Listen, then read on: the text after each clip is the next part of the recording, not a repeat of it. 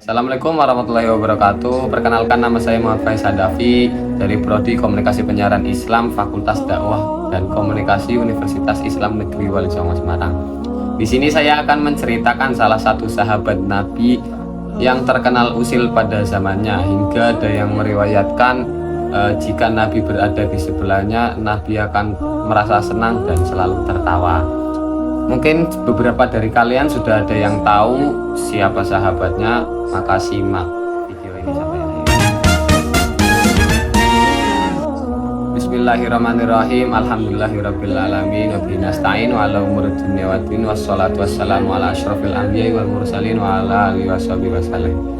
Man yahdihillahu fala mudilla lahu wa man yudlil fala hadiyalah.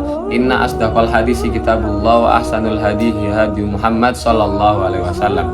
Wa syarrul umuri mahdatsatuha, kullu mahdatsatin bid'ah wa kullu bid'atin dhalalah wa kullu dhalalatin finnar.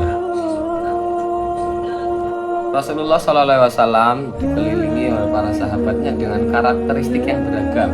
Ada yang dikenal tegas dan keras seperti Umar bin Khattab, ada juga yang dikenal pemalu seperti Utsman bin Affan, dan juga ada yang dikenal pintar seperti Abu Hurairah. Tetapi pada sahabat ini itu berbeda dari yang lain. Ya, sahabat terdekat Rasulullah yang paling usil dan paling jahil pada masanya. Sosok sahabat Rasulullah SAW ini adalah salah satu orang yang berhasil membuat Rasulullah SAW tertawa hingga gigi gerhamnya itu terlihat. Sebab Rasulullah biasanya hanya melemparkan senyum pada orang-orang di sekitarnya. Sahabat yang dimaksud di atas adalah Nuaiman ibnu Amr bin Raf'ah. Ia adalah salah satu sahabat dari kalangan Ansor yang juga termasuk dalam kalangan Ashabul Badr. Ashabul Badr itu sahabat-sahabat yang mengikuti perang Badar. Beberapa catatan sejarah menyebut Rasulullah SAW tertawa dan gembira bila berada di dekatnya. Dalam hadis riwayat Ibnu Majah dikatakan bahwa pada saat itu Nuaiman itu diajak oleh sahabat Abu Bakar bersama sahabat lain yang bernama Suwaibid, diajak berdagang ke negeri Syam. Pada waktu itu Syam itu menjadi negara yang maju. Si Suwaibid di situ diperintahkan untuk menjaga pasokan makanan untuk perjalanan nanti. Saat hari mulai menjelang siang, Nuaiman sudah lapar.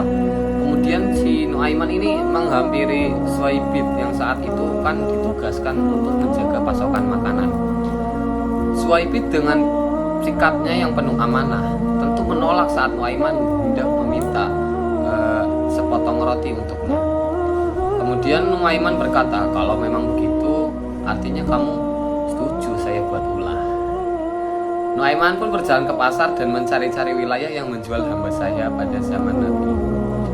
Hamba saya biasanya dijual untuk menjadi pekerja, hingga kemudian Nuaiman berkata kepada orang-orang bahwa ia memiliki hamba sahaya dengan harga yang murah. Nuaiman yang menyebutkan hamba sahaya yang dimilikinya itu hanya memiliki satu kekurangan, yakni ia berteriak bahwa dirinya orang yang merdeka, bukanlah hamba sahaya. Mendengar itu, orang-orang di sana pun tertarik dan Nuaiman pun mengajaknya menghadap Suwaibid. Itu teriak Nuaiman, itu ada orang yang berdiri sedang menjaga makanan, itu hamba sahaya saya, kata Nuaiman begitu. Mereka pun memberi uang kepada Nuaiman dan menghampiri Suwaibid untuk menangkapnya. Nah, ketika orang-orang tadi itu menghampiri si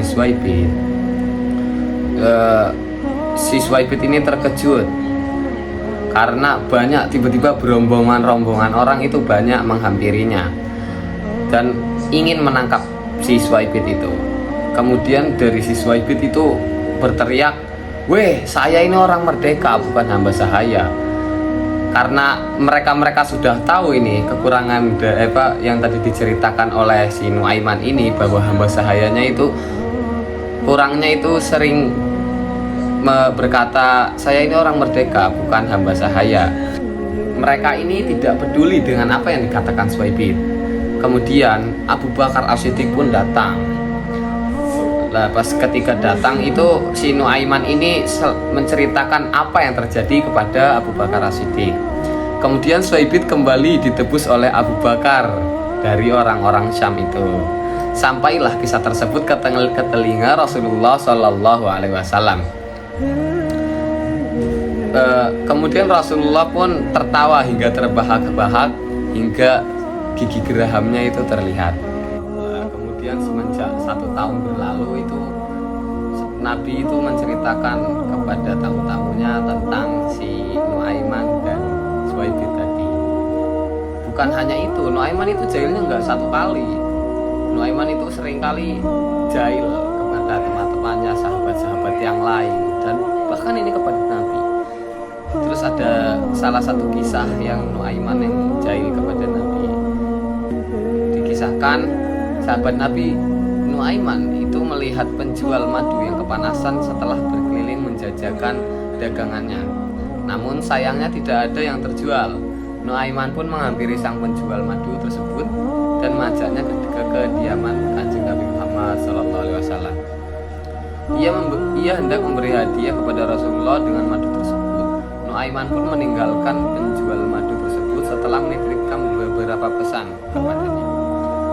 Aku ingin pergi karena saya ini masih ada urusan. Sebentar lagi penghuni rumah itu akan keluar dan membayar harga madu itu padamu. Lantas penjual madu itu pun mengetuk rumah Rasulullah SAW dan memberikan madu tersebut kepadanya. Tentunya Rasulullah merasa tersentuh dengan madu yang dianggapnya sebagai hadiah untuknya. Padahal mah enggak, kalau Nuaiman itu hanya jahil. Hingga Rasulullah pun membagikan madu-madu itu kepada para sahabatnya yang lain. Ketika beliau sedang membagikan madunya, sang penjual madu pun berteriak, "Weh, wahai Rasul, bayarlah madu itu." Rasulullah yang mendengar itu sedikit terkejut dan langsung memahami situasi. Kemudian si Rasulullah itu ya sudah paham dengan tingkah-tingkah seperti ini biasanya sahabat Nuaiman. Kemudian Kanjeng Nabi Muhammad SAW itu bersabda, "Wah, ini pasti perbuatan Nuaiman," kata beliau sambil menggeleng-gelengkan kepala. Tidak lama setelah kejadian itu, Rasulullah pun memanggil Nuaiman untuk menemuinya. Beliau pun meminta penjelasan maksud dibalik perilaku itu. Namun justru jawaban yang datang dari Nuaiman lagi-lagi mengukirkan senyum di wajah Rasulullah SAW. Dan Nuaiman itu berkata, "Wahai Nabi, aku ini ingin berbuat baik kepadamu, ya Rasul, tapi aku tidak punya apa-apa." Nah, melalui cerita ini Rasulullah SAW seakan memaklumi sifat Nuaiman yang suka memusilinya, namun sesungguhnya memiliki hati yang baik. Hal serupa juga pernah dikisahkan saat Rasulullah sedang duduk-duduk dengan para sahabat. Nuaiman membagikan sejumlah makanan pada mereka. Setelah makanan tersebut habis disantap oleh Rasulullah SAW, tiba-tiba Nuaiman berkata, "Ya Rasulullah, ini penjualnya. Tolong engkau yang bayar ya Rasulullah." Rasulullah yang mendengar itu pun bingung dan terkejut. Ini gimana ini? Masa saya yang suruh bayar, kirain kan dikasih oleh Nuaiman. Nah, hingga pada akhirnya Rasulullah tetap memakluminya dan mengajak para sahabat yang lain untuk ikut menebus bersama. Patungan, kalau bahasa sekarangnya patungan. Menebus makanan yang telah mereka santap tadi. Berdasarkan kisah-kisah tadi, dapat dilihat dari si Rasulullah ini memiliki kepribadian yang santai. Tidak selamanya kehidupan beliau berjalan kaku dan formal. Ada kalanya kehidupan Rasulullah diwarnai dengan momen-momen bahagia seperti pada para sahabatnya. Hingga pada akhir hayat pun si Nuaiman ini juga masih sempat-sempatnya melawak ya. Lagi-lagi kali ini dia membuat Kanjeng Nabi Muhammad SAW itu tertawa, karena pada hari wafatnya itu pun tidak ya, namanya juga manusia kan pasti bakal menemui ajalnya. Kullu nafsin dha'iqatul maut, setiap yang bernyawa itu pasti akan menemui maut. Kenapa ya Rasul, dia melawak apa emangnya? Lah, ternyata yang diceritakan Rasulullah SAW itu ketika si Nuaiman itu berada di dalam kubur malaikat Mungkar Nakir itu datang ke kuburannya Nuaiman untuk menanyakan siapa Tuhanmu, terus apa kitabmu, siapa nabimu. Lah ketika ditanya siapa Tuhanmu, Nuaiman itu menjawab Allah Tuhanku dengan mantap. Kemudian malaikat Munkar Nakir itu kembali bertanya, apa kitabmu? Kitabku Al-Quran, masih dengan mantap. Kemudian ketika dia ditanya siapa nabimu, si Nuaiman ini menjawab, jangan kencang-kencang wahai malaikat, orangnya masih ada di atas. Lah kemudian ketika Nabi mendengar itu, Nabi Muhammad SAW itu kembali tertawa-tawa karena perilakunya Nuaiman. Ada riwayat yang mengatakan bahwa si Nuaiman ini masuk surga. Kenapa kok bisa masuk surga? Karena si Nuaiman ini mempunyai rasa cinta yang besar kepada Kanjeng Nabi Muhammad SAW. Ya seperti di surah An-Nisa ayat 80, man yuti'il rasul faqad ata'allah wa man tawalla fama arsalna alaihim hafidho. Artinya, barang siapa yang menaati Rasulullah SAW, maka sungguh telah menaati Allah. Siapa yang berpaling, maka kami tidak mengutus engkau sebagai pemelihara mereka. Dari kisah ini, si Nuaiman ini meninggal dengan cintanya yang besar kepada Rasulullah SAW.